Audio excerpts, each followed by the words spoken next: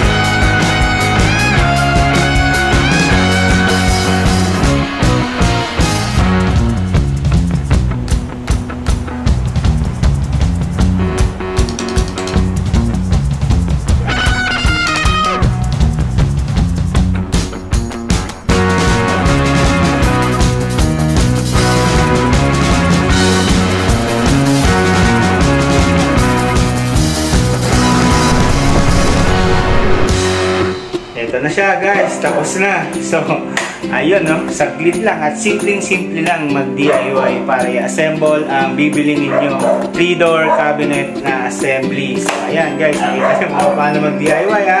Salamat!